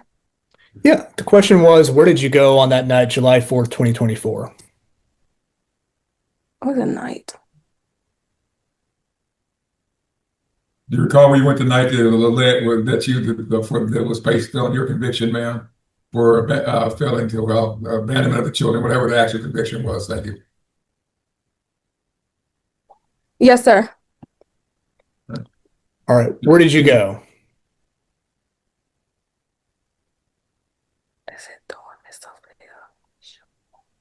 It's not. It's Ma'am, stop Judge, that. Stop that. Here's the deal, ma'am. Whoever you're talking to, I'm getting ready to make them you leave the room. Understand?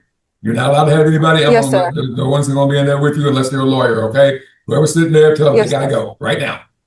All right. Thank you. So, ma'am, answer the question, please. Thank you.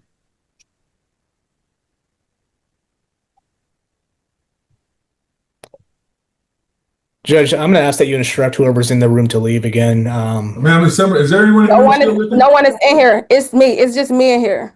All right, then. Well, if there's anyone there, no one's allowed to be in here, ma'am, unless they're an attorney of law for the state of Texas. All right, ma'am. Do you recall where you went? Where you went that night that caused you to get the conviction? Yes or no answer right there. No. Okay. Don't know. That's okay. What time did you leave? Do you recall? I don't recall. Okay. Was it after dinner? I don't recall. Okay. Ma'am, was this the 4th of July? Yes. Okay. May I proceed, Your Honor? Yes, you may. Were you at any point intoxicated that day, ma'am? No, sir. And again, tell the judge how old Quincy was. Quincy was 2 months. And the oldest child was 7 years old. Is that correct? Yes, sir. At the time, was Quincy being breastfed?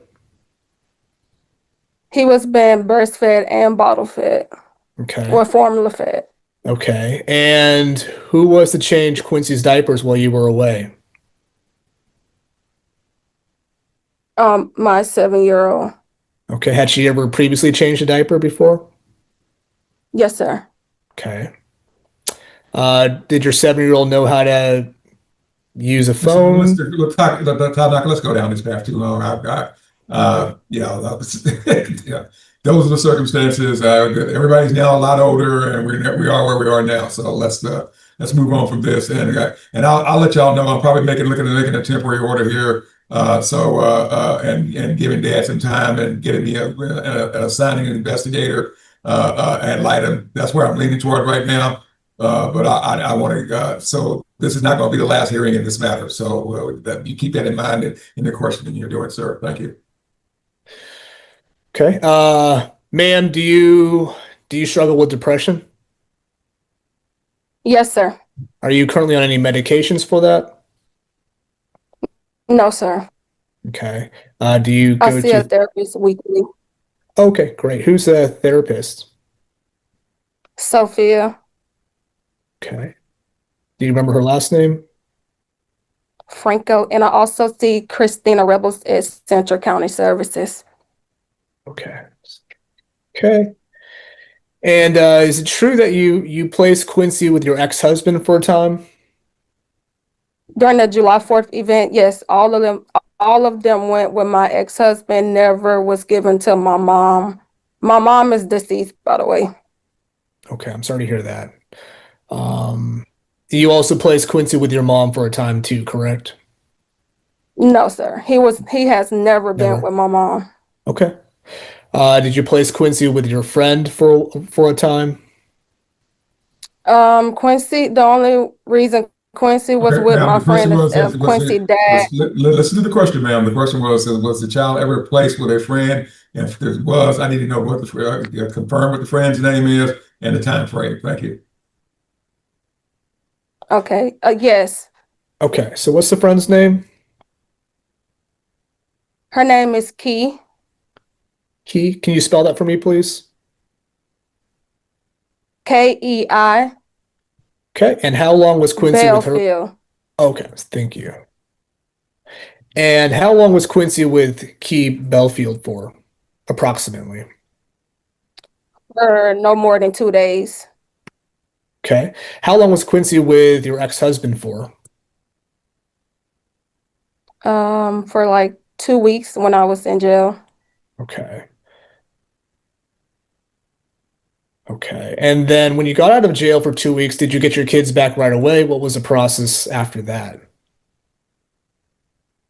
Once I got out of jail, Quincy's dad picked me up and brought me home. Then a few days later, I got Quincy back.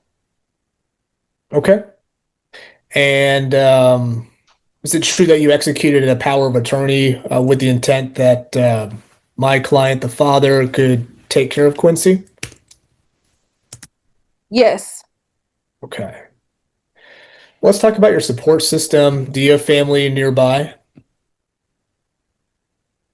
I don't have family here in Texas. Okay. Where's the closest relative? Dallas. That's Texas, ma'am. Sorry. Oh, yeah, I'm sorry. Oh, you're fine. You're good.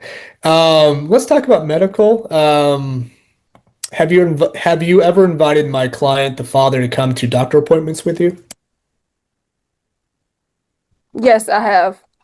Okay. How many would you say? Back in 2024, I asked if he could take Quincy. He agreed, and then the day of his appointment, he said he forgot. Okay. When was the last time Quincy went to the doctor? Like 2 weeks ago. Okay. Did you invite my client to come to that appointment? No, sir, but I did notify him that Quincy had COVID, RSV, and the flu. Okay. Why didn't you invite him to come with you? Mm, mm, I'm sorry, what was the I'm answer? not sure. Oh, I was just like, don't know. I'm not Okay. sure. I was just like really focused on him getting medical needs at that time. Okay. Um, all right. Has he ever denied you assistance when you asked for it, my client? No, he hasn't. Anything I have asked for, he has gotten it. He sent money back in December for his medication, which was $80. Okay. And he gave you some money to get yourself out of jail, correct? Yes, he did. Do you plan on paying him back for that amount, or what are your thoughts about that? I'm not sure. Okay. He was there for you during your pregnancy at the prenatal appointments, correct? He didn't attend any appointments while I was pregnant. Okay. He was present at the birth. Yes, sir. He cut the cord. Yes. Have you blocked my client's phone number anytime in the past? Maybe twice, but we have been emailing. He's currently not blocked. Our last email was February the 8th. Okay. Is his phone number still blocked on your end? No, sir. Okay. When did you unblock him? He's been unblocked. We just been communicating through email. Why did you block him in the first place on these two times you've done it?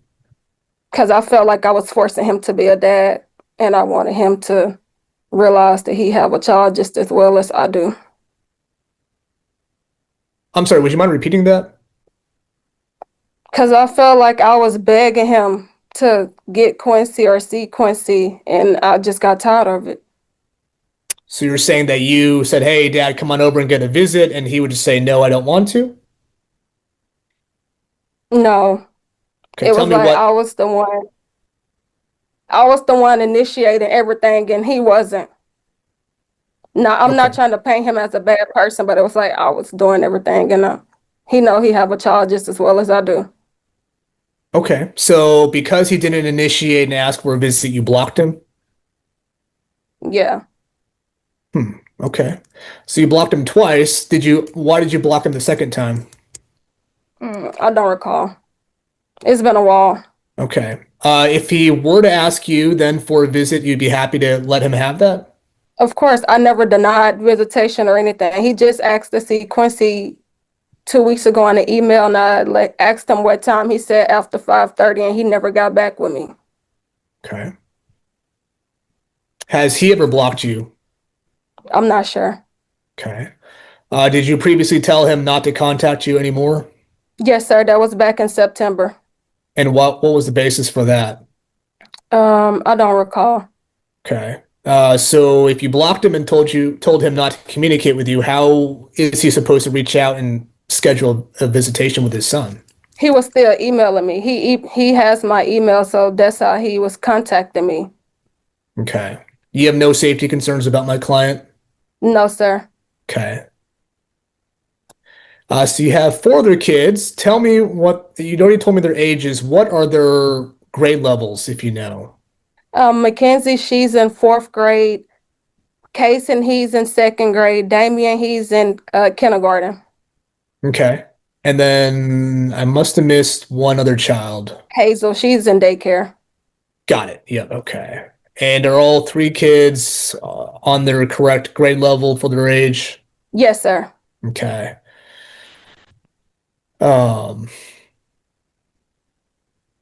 what is Quincy's last name right now, to your knowledge? Augustine. Okay. Would you be opposed to it being changed to Sterling? Yes. Why? I never had a problem with it. He asked me before to change it, and I told him I would. Oh, you would? Oh, okay. So you're okay with changing Quincy's last name to Sterling then? Yes. Got it. Okay. All right. Thank you.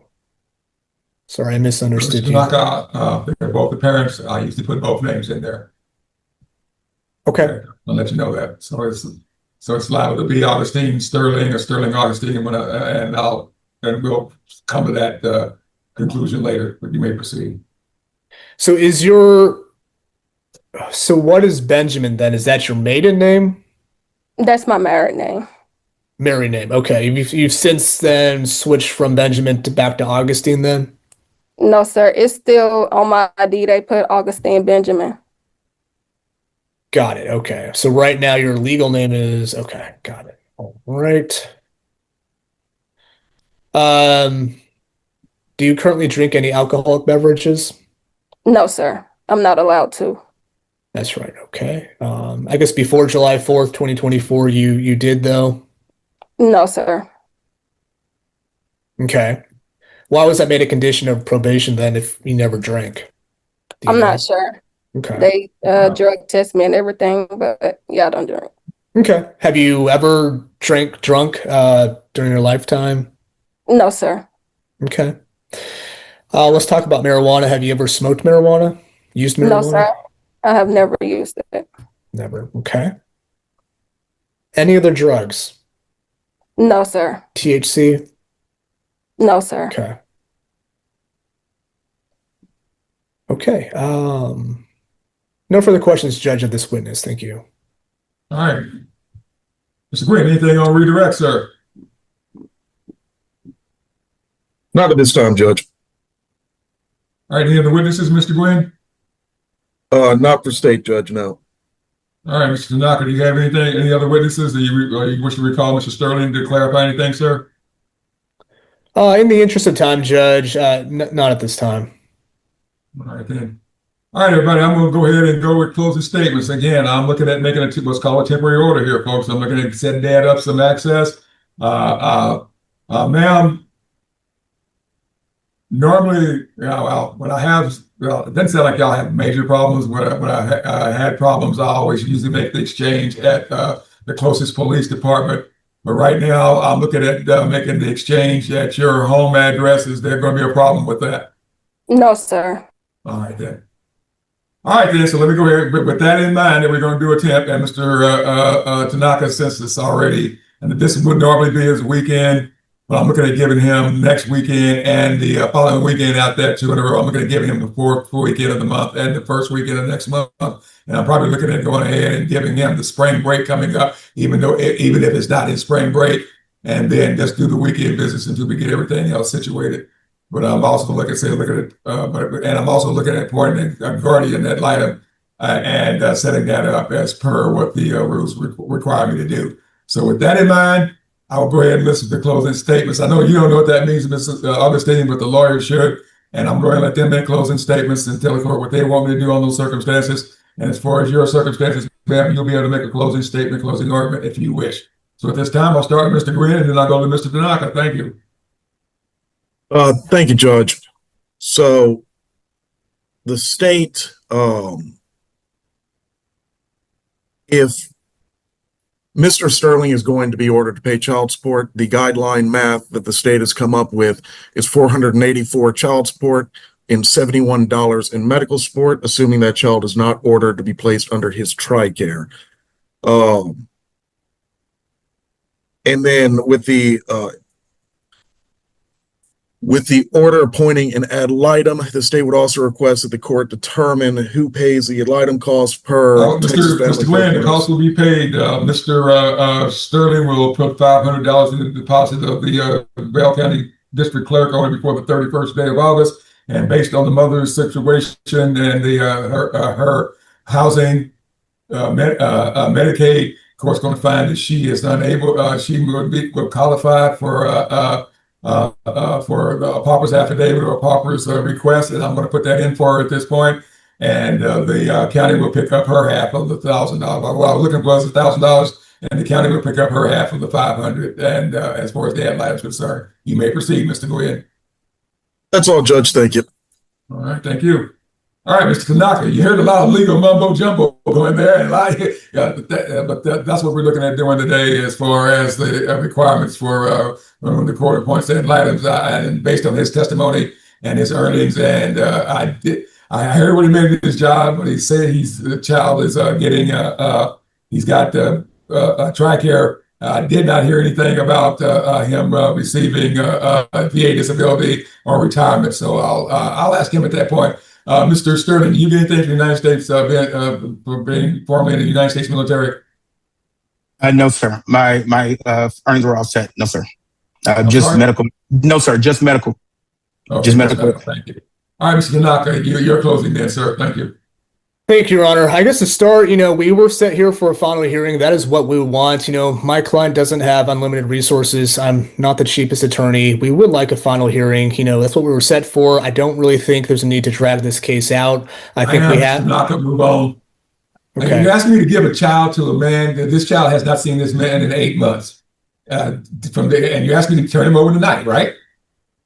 Not necessarily, Judge. Just Well, some final orders. We can do a step up if that's something you're comfortable with. I understand the child's not 3, but Well, I've heard some contradictory testimony, Mr. Tanaka, so we're doing a temp. So you and your client have to work that out, sir. I'm sorry. I'm going to do what I feel is in this child's best interest going forward. You may proceed, sir. Sorry. okay. We would also object to the guardian ad litem. I know you can make, your own motion for it. We would be objecting to it. I don't really think there's a reason for it. Child can't talk to the guardian ad litem. He's only 1, almost 2. So I think the facts of this case and just hearing testimony. Okay, go ahead. Sorry. So for that reason, we would be objecting. Again, my client doesn't have unlimited funds. Hiring someone to talk to the child, they can observe the child. Child can't talk back to them. So don't think it. We would just respectfully,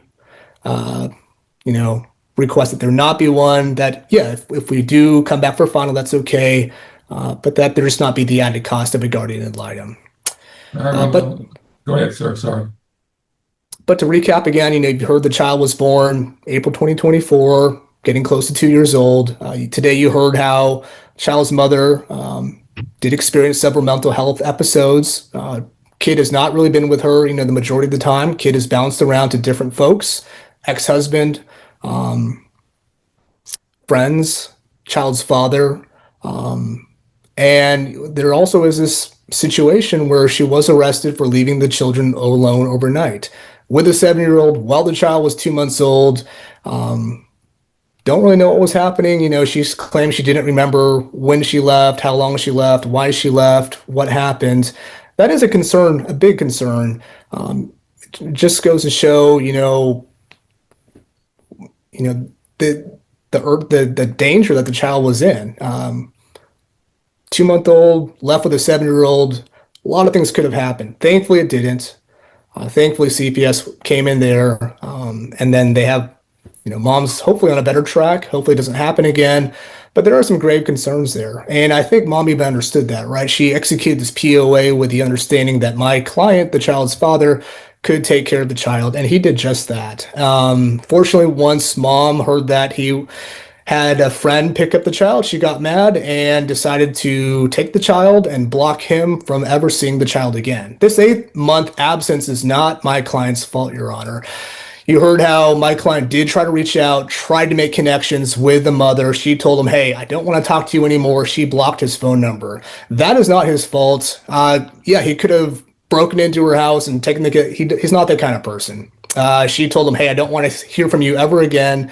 She blocked his phone number. I asked her, why did you do that? And she said, well, basically because he didn't ask for visitation enough. And then she kind of forgot why she blocked him the second time. She said, no, your client has never blocked me. It's just been me. It's a one-sided thing. And yes, I did tell him to never communicate with me again. So my client's up, against a rock and a hard place. No way to communicate with mom, no way to exercise visitation, even if he wanted to. He had this POA, but then mom, took the child and basically ran. And unfortunately, he's been cut off from communication with the child's mother and with his own child. Let's do a little bit compare and contrast between the two parents. Let's talk with mom. Right now, she's on a 5-year probation, does not have a means of transportation. She is about to start a new job, which is great. And she's, really placed her kids with a lot of individuals. Right now, she's living in a 2-bedroom place, 5 kids and herself.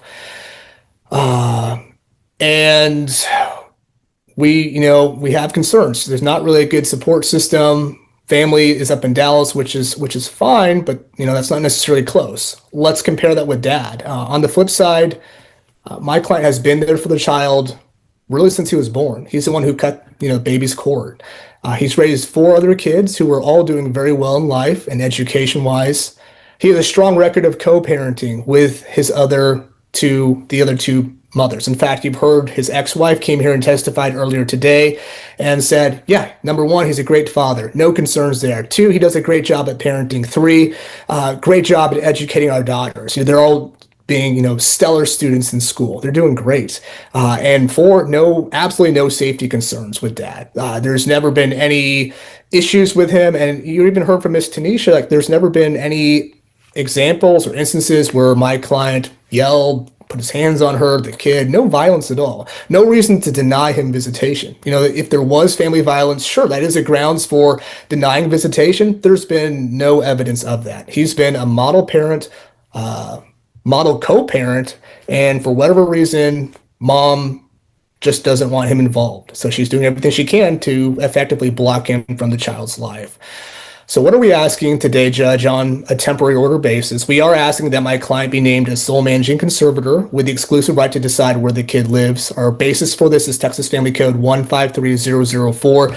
There is a history of present child neglect. She was arrested for neglecting the kids, leaving them alone. That satisfies the grounds, we believe, of Texas Family Code 153004. So we believe that the child should be placed with dad at this time on a temporary basis. We are asking that mom be awarded a standard possession order visitation schedule. We are asking that she receive electronic communication Monday, Wednesday, Friday, 6 to 6:30 p.m. And all communication to take place via app close so that Ms. Tanisha cannot block my client. Each party is to pay for their own cost of app close now that they've started charging for that. We are asking that she pay him minimum wage guideline child support, or I guess based on her new job that she testified to. And then I believe that is it, Your Honor. Thank you very much. Everything. All right. Ms. Augustine, anything in closing, ma'am? What are you? Yes, sir. I just want to say I never denied visitation with Quincy's daddy from Quincy. I have been initiating everything back in August. Quincy was out of school Okay, ma'am, for a no more whole week. testimony. I let his dad. I've heard your testimony already.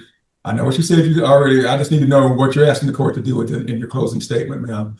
Now, I know you asked me to give you custody and child support. The state's already said has requested that for both of y'all. So what else are you asking for, ma'am? That's it. And I'll be my place be the primary residence. And I have no problem with that. I got one final question, Mr. Sterling. Mom's testified that y'all have been communicating by email. Is that correct, or y'all not been using that, ma'am, sir?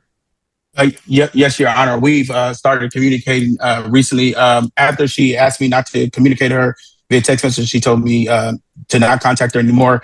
I contacted her and asked her just on whereabouts of Quincy. She initiated contact when she asked me for assistance, Your Honor, and I used that as a segue. So the question was about the email. I'm sorry, you went off on a tangent. Sorry. Your Honor, yeah.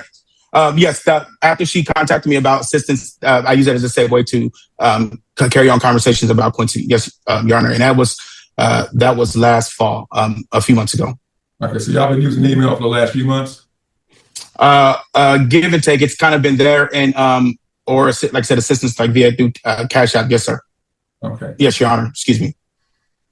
All right, folks. Again, it's kind of traumatic for a child to be yanked away. I know, sir, you've had time, but again, it's been months. So at this time, and here's the deal, this doesn't sound like it's the thing I have to do, I should do, and it really doesn't mean anything, but I think I got to do it in conformity with the Texas Family Code, because I don't think, based on information I've heard, that I can name mom as a joint marriage conservator. But right now, I'm going to name her, and believe me, I am strongly considering this will be the exact opposite at the end, because again, I've heard enough that might get you there. But the bottom line is, I'm going to name mom right now, for right now, sole marriage conservator, dad possessory. I'm going to decide the domicile of the child, and that domicile is restricted to Bell County, period. And the child is not to be removed and live anywhere else other than Bell County until further order of court. I'm going to go ahead at this point and order the dad to pay child support. At this time, I'm going to lower it down a little bit, because I'm getting ready. I'm still going to keep him having to make that deposit, Mr. Tanaka, $500 on it before the 31st day of August for the purposes of the ad litem. And if it's at this time, I'll reserve the right to make that an attorney ad litem or a guardian ad litem, and I'll go back over the code to confirm which one will best suit these very, very different circumstances. This is not my normal case, and I'm going to go back over the ad litem requirements to see which one is going to be appropriate. I'm going to go ahead and report Mr. Isaac Bramhall. I've already had my assistant contact his office, and he said he can accept this case without a problem. I am going to go ahead and I'm going to go ahead. He's one, going on two. I will go ahead and order that there be your telephone communication with dad and the child on Sundays, at Tuesdays and Thursdays. I'll do it that way at 6 p.m. every day for those days. I want to go ahead and start tonight. All right, tell you what we're going to do, folks. We're going to start visitation tonight. Okay? I'm going to let dad, we're going to do the first, third, and fifth weekends of the month. This is the third weekend of the month. So dad is to pick the child up and mom's resident at 6 p.m. today and return the child at 6 p.m. on Sunday. It's a 2-day thing, so that should work. And I'm going to give dad I'm going to give dad standard visitation. I'm going to go ahead and give him spring break. If this is not his spring break, he gets the child for the entire spring break. I'm going to order that the parties use app close.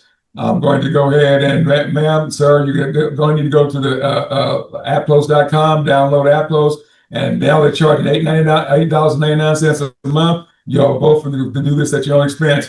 For this first month of child support, I'm going to order that dad pay $250. That's due on the first day of March. And then after that, I'll order temporary child support for the amount of $483 as the state recommended in order to put the child on TRICARE. This is only going to last a couple of months, folks. I'm going to go ahead and look at resetting this matter for a special setting in April, and I'm getting ready to look at some dates for you, Mr. Tanaka, to see when you're available. I only plan on having I've heard the majority of this hearing. If anybody needs a copy of the audio, I'll send it over to you. But for right now, I'm going to go ahead and give you some dates in August. And even if I'm out for hip surgery, I will do this hearing myself on Zoom. So this will not end up with Judge Law, because the judge may be getting a new hip by then. So we'll see. But right now, I've got let's see. This is the 20th. So somewhere I want to do at least 45 days out. So okay, that's.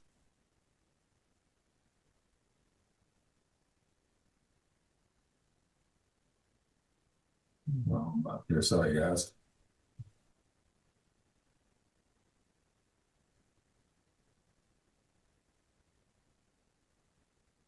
All right. In the second week of April, I have Wednesday. I got both morning and afternoon slots available. Wednesday the 8th. The following week, the 16th of April, I have both my special setting dockets available. for the 9:30 and 1:30. So on both those days, or either of those days work for you, Mr. Tanaka? Unfortunately, I am booked up. Anything like after the 21st, I'm sorry. Okay, so the following week. Yes, sir. Yes, Your Honor. All right. Right now, I got okay, let me make sure that's not the special setting day. It is not. I got both the morning slots and the afternoon slots available on the 22nd. 22nd should work for me. Does that work for you, Mr. Sterling? April 22nd, Wednesday. Yes, sir. Okay. The 22nd. Yes, sir. And Judge, is this for a final hearing or what is this? Oh yeah, this is set up for final hearing and a final ad litem report and to see how the visitation is going with Dad. If I need to make a transition to the father at that point, I will. But again, I want to make sure this transition is smooth if there is a change. But the bottom line is that I have not completed my decision until I've heard some contradictory testimony, and I want to get this information verified. And the court may have some questions next time around too. But the bottom line is, ma'am, his circumstances are good, and you've got some warts on your circumstances. Understood? But again, the things you testified that kind of contradicted what he said, I want to confirm, and I will attempt to get that done and make sure this next hearing is, this one was 4 hours long. Because Judge had to take a break. But the next time around, I'll go ahead and set this thing for 3 hours, but I anticipate it's going to be a lot quicker than that. So at this time, like I said, the person that's been assigned to represent the child, and again, after I go over the code and determine under these circumstances, because again, this was a lot like, there's a lot of CPS type issues in this case, and I'm going to make sure that whichever one's the most appropriate for a child this age, under those circumstances, is going to be appointed as either attorney ad litem or guardian ad litem or attorney/guardian ad litem. But the gentleman's name is Isaac Brimhall. And on this, obviously, Mr. Brimhall will contact Mr. Tanaka and go through him. But, ma'am, I need your permission to have the ad litem contact you. And if once we get through with this, I'll have you give the state your phone number and your email so the ad litem can contact you. So at this time on the record, do you have a problem with the lawyer contacting you, ma'am? No, sir.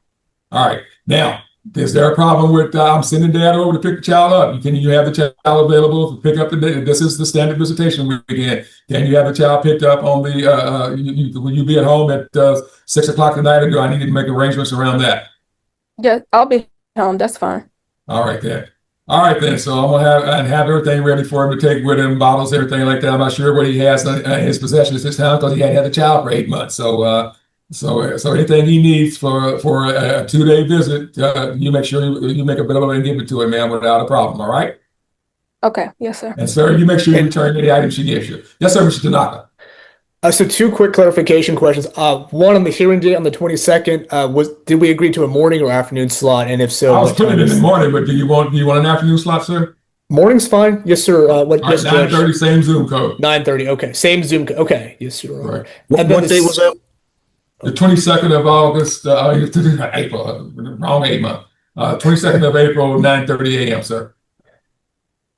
Great. And then the second follow-up question I had was in regards to child support. So if Dad's paying, I think it was approximately $270 as far as TRICARE goes, and if he's ordered to cover the child on TRICARE, I believe that should deduct Mr. Gwynn's numbers. Did include health insurance, Mr. Gwynn? Did I get that wrong? I did recalculate. Now I want to make sure my math is good on this. You just said 270 something. I had calculated out, and if you'll allow me time to pull this and that's up. 270 for everybody, or 270 just for this one child? I'm not sure, Mr. Sterling. Do you know? How many other people on that TRICARE, sir? I'm sorry, Your Honor.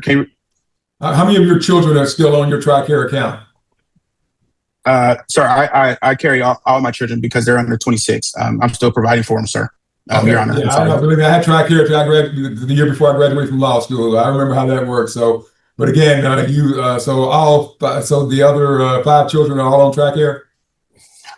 Correct. So yes, and I do Prime so that it allows allows them to go to wherever they're able to go Right. without But that 273, that covers the entire amount you out of pocket every for all your kids every month, correct? Correct. That's that, and then it also will be for dental as well. All right, so 270. He says 270 or 273 for TRICARE for medical TRICARE.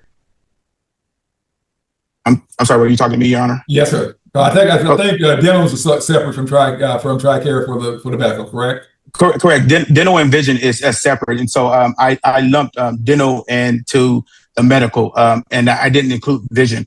But I was just going to initiate all three with Quincy. All right, so again, we got 4 other children on there, and now we're adding Quincy, so Quincy would be 1/5 of that amount, correct? Correct. I can't give you a definite answer until I actually go through DEERS and see what that amount will be to add them. But I wasn't able to add them last time until I had an order from the court.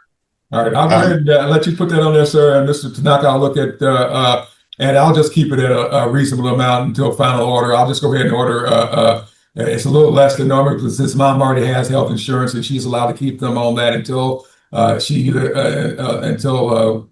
final hearing on this. So I'll just go ahead and order him to pay $25 a month for cash medical, and that's probably about half of what it should be going forward. But that should keep that, and I'll just based on that amount, Mr. Gwynn, what would his child support be? Yes, sir, Mr. Sterling. Your Honor, I just wanted to make sure I was hearing you correctly. So am I allowed to add Quincy, my son, on TRICARE and so forth? So okay, all right. I just wanted to make sure. And I'm not sure. And TRICARE might try to do it. Let Medicaid be primary and they'll be secondary. I know TRICARE likes that. So yeah. Yeah. So TRICARE will be his primary, and I'll relay the information to his mom. But I just want to make sure that I'm able to kind of get him on insurance. We've already court order, sir, that you're already put the child on your health insurance. Okay. Yes, sir. Yes, Your Honor. All right. Yes, Your Honor. All right. So what's the new math on that?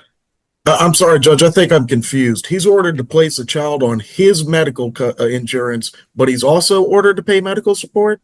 Right. No, okay. No, sir. Just put the child on there. I'm trying to figure out what his child support is going to be based on me ordering, giving him a credit for $25. Oh, giving him a credit for $25. I got you. Let me run that real quick. I'm sorry, I was confused, Judge.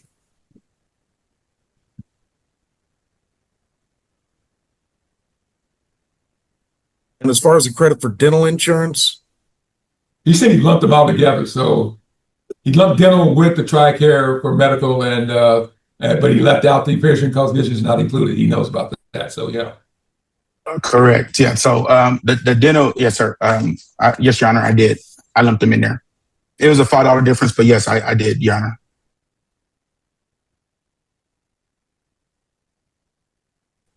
All right, giving him a credit for $25 for medical, that comes out to $456. All right, tell you what, I'm going to take it down to 425 because again, I did the math wrong in my head, and so he should be entitled a little bit more. But I'm going to take him down to temporary child support starting the first day of April to 425. The previous amount I went for the March is still there, and we're coming back in April, so that will from that day forward we'll determine whether or not he'll have to pay child support or mom pays child support, and we'll take up the issue of what retroactive child support he may owe mom for that time frame going at the final hearing, no matter what the circumstances are. I'll reserve that for final. All right, thank you, Judge. And just for clarification, that child support amount for this coming month was set at what? The decreased amount? I think I said 250. Did I say 250? I didn't write that. That's what I wrote down. Yes, Your Honor, 250. 250. That's what I thought. 250. Again, I'm still making him do that deposit for Mr. Brimhall because again, he doesn't sound like he's eligible for the pauper's affidavit, but mom is. And Judge, on that, does he just reach out to Mr. Brimhall and give that to him directly? I'm a little